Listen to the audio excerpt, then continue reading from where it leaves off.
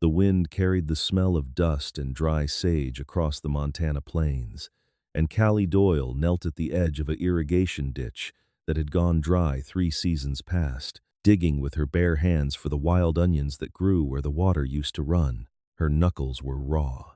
Her dress, once a deep forest green, had faded to the color of weak tea, and it hung loose on a frame that had not had a full meal in longer than she cared to count.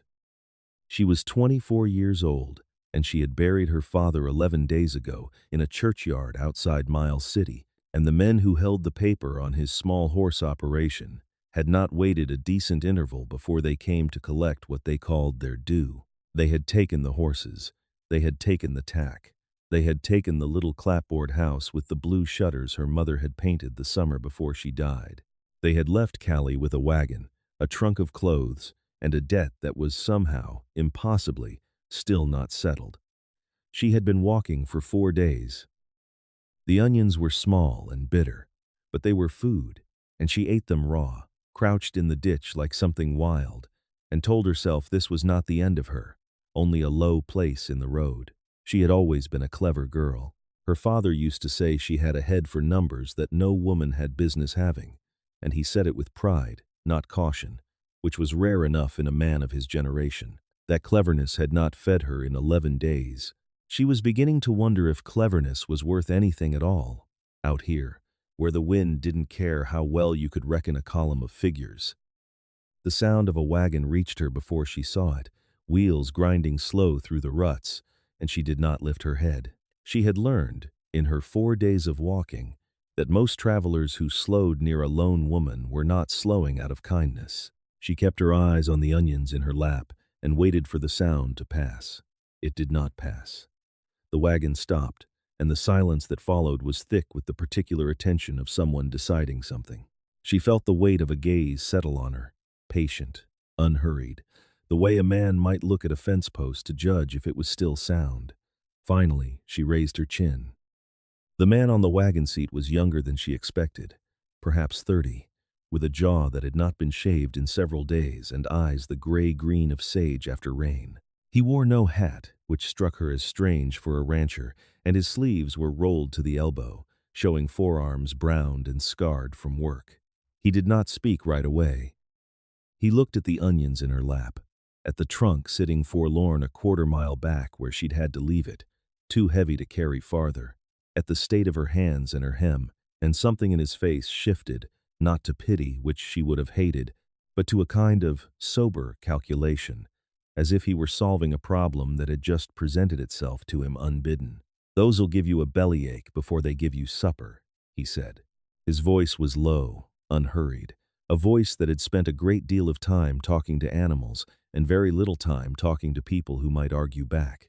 Callie felt her throat tighten with a pride she could not afford. "I'm aware," she said, and was surprised. Her voice came out steady.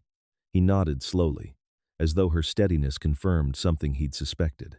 He looked past her, toward the low buildings visible against the hills, a good 3 miles off, and then back at her face, and there was a long pause in which she could hear nothing but the wind moving through the dry grass. Then he asked her a question that she would turn over in her mind for the rest of her life, trying to understand how something so plain could have changed everything. "Do you know sheep?" Callie blinked. She had readied herself, in the long hours of walking, for a dozen different encounters, a man who would offer coin for something she would not sell, a man who would tell her to keep moving, a man who would simply look away and drive on, as most had. She had not readied herself for this. "Sheep," she repeated. "I do. My uncle ran a flock outside Sheridan before the scab came through and took them all in a single winter. I know sheep better than I know most people."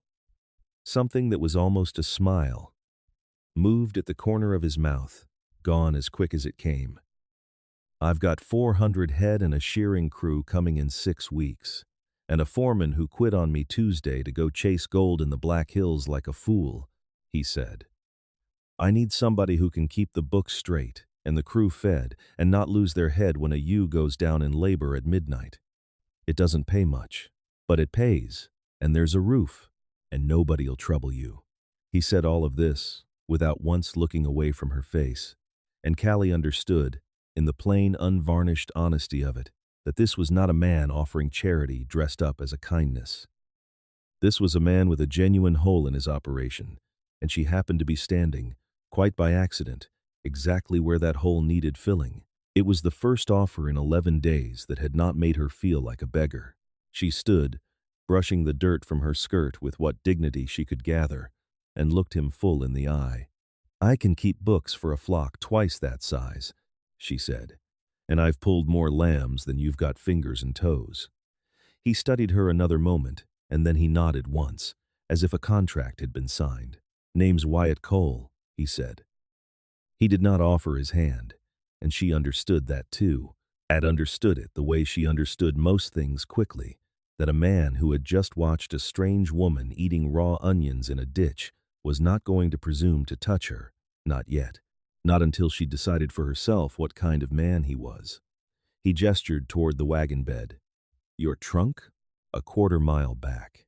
He turned the wagon without another word, and when they reached the trunk he climbed down and lifted it himself, though it was heavy enough that his jaw tightened with the effort, and set it in the bed as though it weighed nothing at all. Callie climbed up beside him, and they rode the rest of the way to the Cole ranch in a silence that was not uncomfortable so much as it was full, both of them turning over the strange, sudden arrangement in their own private thoughts. The ranch house, when it came into view, was a long, low building of gray timber, sturdier than it was pretty, with a barn behind it that had clearly received more of Wyatt Cole's attention than the house itself had in some years. Inside, the front room was tidy enough, if spare a man's tidiness, functional and joyless. Everything in its place because a place had been assigned to it once, and nobody had thought to change it since. But the kitchen told a different story. A kitchen neglected by a man too busy with 400 sheep to notice that his flour had gone to weevils, or that his one good skillet was crusted black on the underside from grease that had never been properly scrubbed. Callie stood in the doorway and took it in the way she'd once taken in a ledger full of another man's mistakes, not with despair, but with the quiet, rising interest of someone who saw exactly where the problems were and exactly how to begin solving them. "There a well?" she asked. "Out back." "Lye soap?" "Under the sink." "I'll need more than that within the week," she said, "and a proper flour bin, and somebody to haul me enough water to scrub this room down to the boards." Wyatt Cole did not argue, did not apologize for the state of things, did not ask if she was certain she was up to the task. He simply said, "I'll see to it," and went back out to his sheep, and Callie understood in that single exchange that he was a man who trusted competence when he saw it and did not waste breath questioning it further. That first evening she cooked for herself alone, a thin soup from a ham bone she found hanging in the cold cellar and the last of a sack of dried beans, and she ate it sitting at a table she had wiped clean with her own 2 hands, and it was, without question, the best meal she had eaten in 11 days, not because it was fine, but because it was hers, earned, and eaten in a kitchen that no longer smelled of neglect. By the time Wyatt came in from the evening chores, the kitchen had been transformed, not perfected, but scrubbed and swept and set right, and there was a plate waiting for him, with a portion of the soup and a heel of bread she had managed from the last of the flour, before the weevils claimed the rest. He stood in the doorway a long moment, taking in the change, and something crossed his weathered face that he did not put into words. He sat and ate every bite, and when he was done he carried his own plate to the basin and washed it, which struck Callie as a small thing, but a telling one, a man who did not expect to be waited on, who understood partnership as something built from both directions. "The shearing crew comes through in 6 weeks," he said.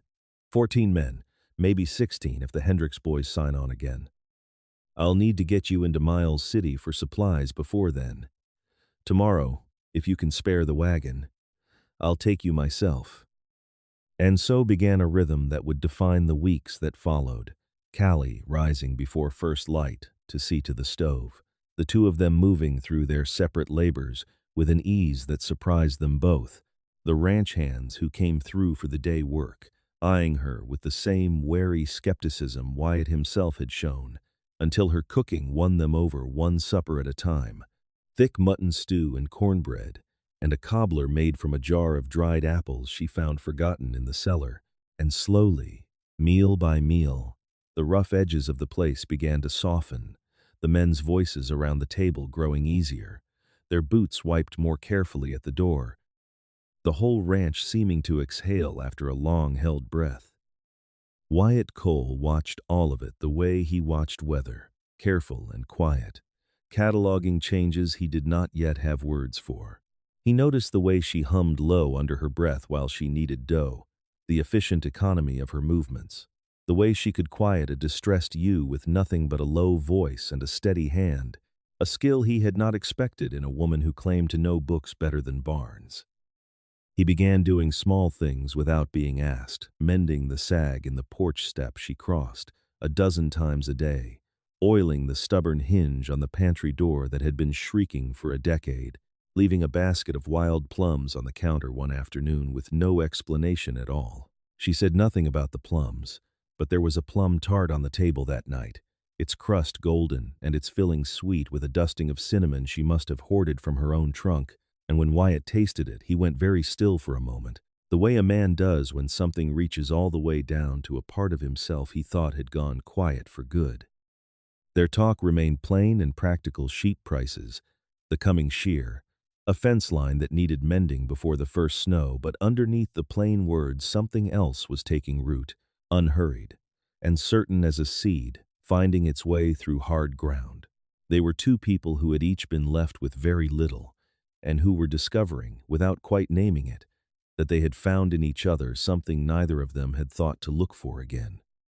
The shearing crew arrived in the first week of November, 16 men, and a fortune in wool bagged and stacked in the barn, ready for the buyers who would come through before the roads closed with snow, and it was in the middle of that busy, exhausted week that a black buggy came up the ranch road, too clean and too fine for the country it moved through, and a man in a gray suit and a bowler hat stepped down with the brisk self-importance of someone who had never once had to muck a stall in his life. "Mr. Cole?" the man said, though his tone made clear he already knew the answer. "Aldous Price, from the Miles City Land and Cattle Trust." Wyatt's face did not change, but Callie, watching from the kitchen doorway with flowers still on her hands, saw the set of his shoulders go rigid, the particular stillness of a man bracing for a blow he had half expected for some time. They sat at the long table, the same table where the shearing crew had eaten breakfast that morning, and Price spread his papers with the precise, unhurried confidence of a man who had done this many times before and won every time. "It's about the note against this property," Price said, "taken out 2 years back for the flock expansion. Coming due at the close of the month." "I know what's owed," Wyatt said, his voice flat. "The trouble is the wool market," Price continued, leaning forward with a smile that did not reach his eyes. "Prices have softened. Buyers in Cheyenne are talking of paying half what they paid last season, and the trust is feeling the exposure of a note this size against a flock this uncertain. Now, I've no doubt you're a fine hand with sheep, Mr. Cole, but the arithmetic of a ledger is a different trade altogether, and I'd hate to see a man lose everything he's built for want of understanding a column of figures. The trust is prepared to purchase the note from you directly, at a fair discount, and take the land as security. It would spare you the unpleasantness of a formal default." It was, Callie recognized instantly, the exact shape of a trap, dressed up as a mercy, the kind of offer that only ever profited the one making it. She saw Wyatt's hands curl into fists beneath the table's edge, saw the shame of it move across his features, a good man being told in the politest possible terms that everything he had built could be taken from him by a stranger with a fountain pen. She set down her dish towel and walked into the room before she had quite decided to do it. "Ma'am, this is a private matter," Price said, with the thin patience of a man addressing a child. Callie did not answer him. She walked past him to the corner desk where Wyatt kept his ledgers stacked, and opened the largest one, running her finger down the columns with the calm, unhurried focus of someone returning to a language she had always spoken fluently. "You've got 412 head counted for the spring shear tally," she said, her voice cutting clean and level through the tension in the room, her eyes on the figures, but her words plainly meant for both men at once.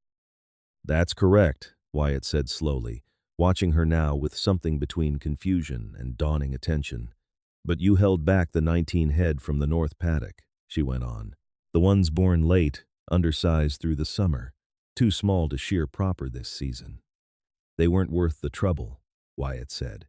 "Wool that thin wouldn't fetch a decent price standing alone." "No," Callie agreed. "It wouldn't have. Not in July." She looked up now, first at Wyatt, then turning her gaze fully on Price, whose smile had begun, almost imperceptibly, to falter. "But those 19 have spent 4 months on the richest grass along the creek bottom, the same grass I've been having the boys drive them to every morning since the day I arrived, because I noticed they were being crowded off the good feed by the bigger animals, and it seemed a waste to let good grass go to waste on a fence post. I checked them myself 2 days past.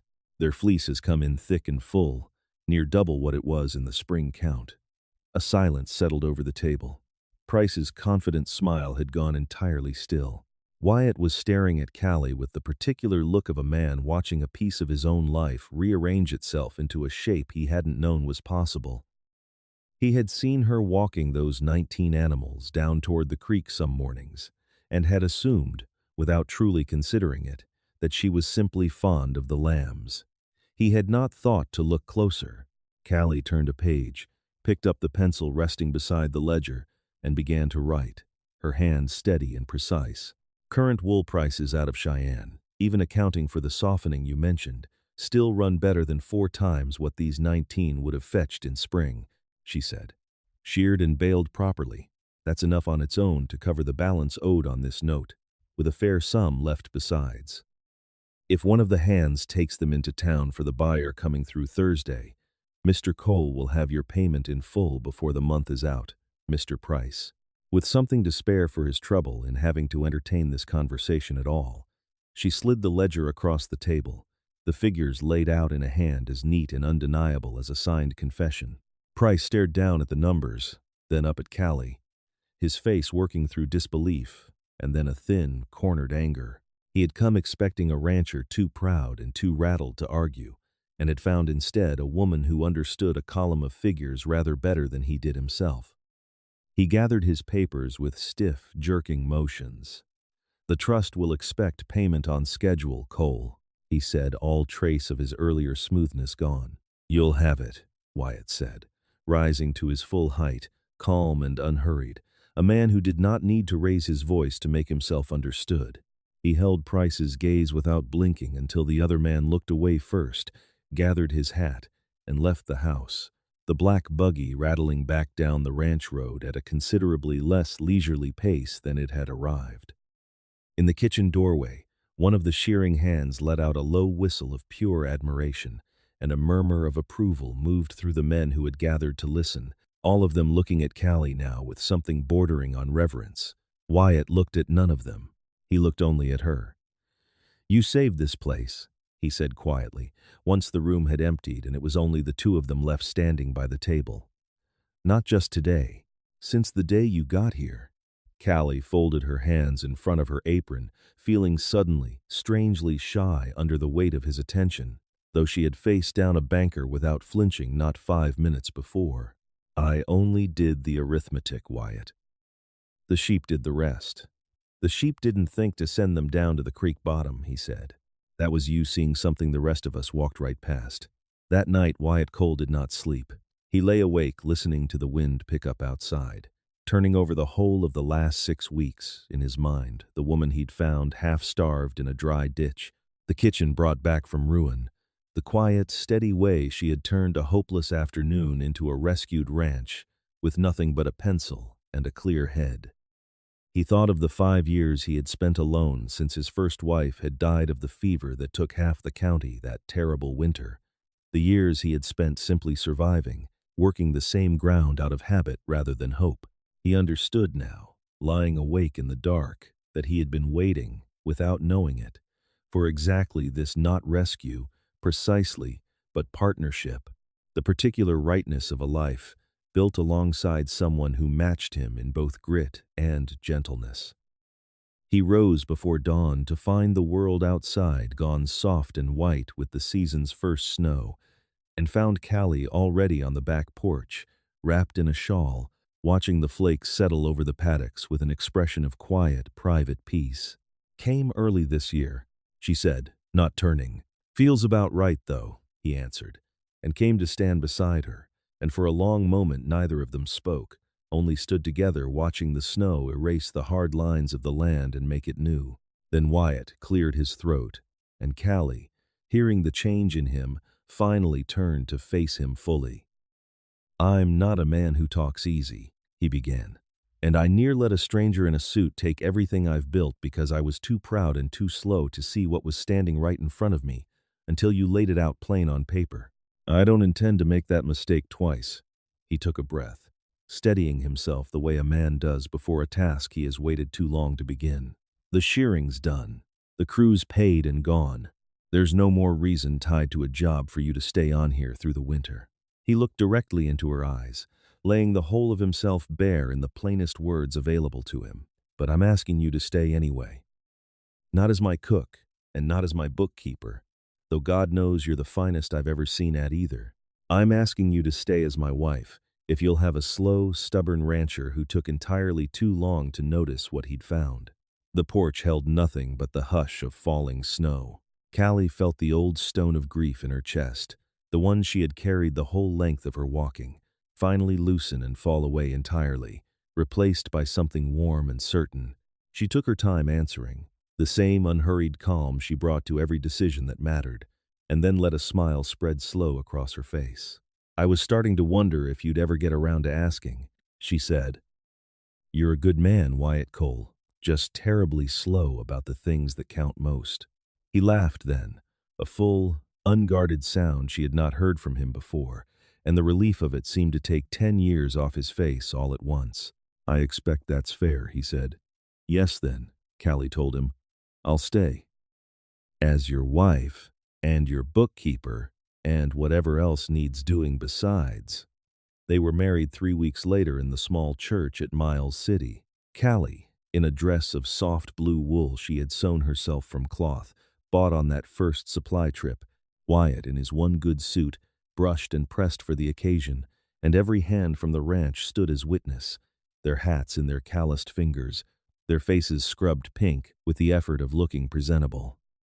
Afterward, there was a wedding supper back at the ranch that Callie had, naturally, cooked herself, roast mutton and potatoes and 3 kinds of pie, and it felt less like the start of something new than the quiet confirmation of a rightness that had been building steadily since the day a wagon had slowed beside a dry irrigation ditch. 5 years on, the light over the Montana hills had gone the deep amber of early evening, and Wyatt Cole sat on the porch he had built new the summer after their wedding, the old boards replaced plank by plank until the whole structure was sound.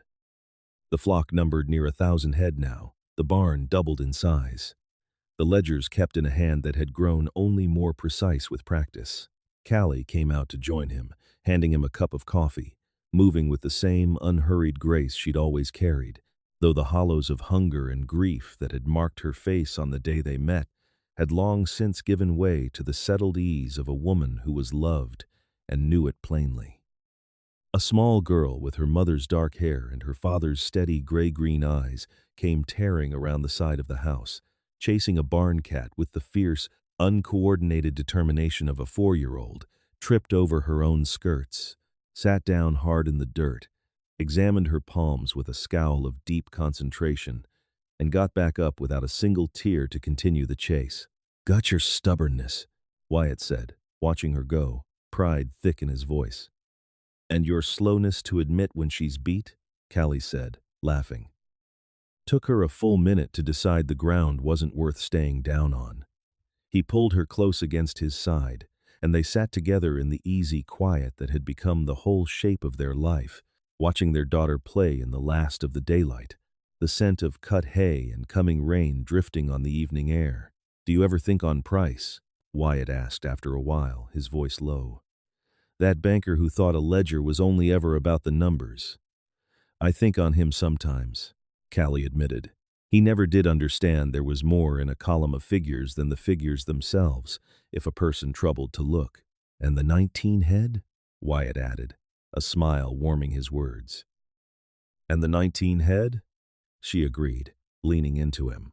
He tightened his arm around her shoulders and thought, not for the first time, of the woman he had found kneeling in a dry ditch, eating wild onions with the quiet dignity of someone who refused to be broken by circumstance, and of the woman beside him now, the anchor of everything he had built since, the mother of his child, the partner who had looked at a ranch on the edge of ruin and a lonely, slow-hearted man, and found in both of them something worth the saving. He had been slow. He knew that plainly about himself, slower than most men to see what stood directly in front of him. But he had gotten there in the end, just barely in time, and as the last light faded gold over the hills and his daughter's laughter rang out across the yard, Wyatt Cole understood, with the same plain certainty he brought to everything that mattered, that he would not trade a single slow, hard-won day of it for anything the world could offer instead. Sometimes, what looks worthless is only waiting for the right eyes to notice it. 19 small lambs, a woman eating wild onions in a ditch. Nobody else saw the value in either, until someone finally looked closer instead of walking past. Maybe that's the real lesson. Kindness rarely arrives dressed as rescue. It just quietly asks, "Can you help?" And everything good grows from there. A small note for you. This story was imagined and written by AI purely for your entertainment, though we hope its gentle lesson still found its way into your heart.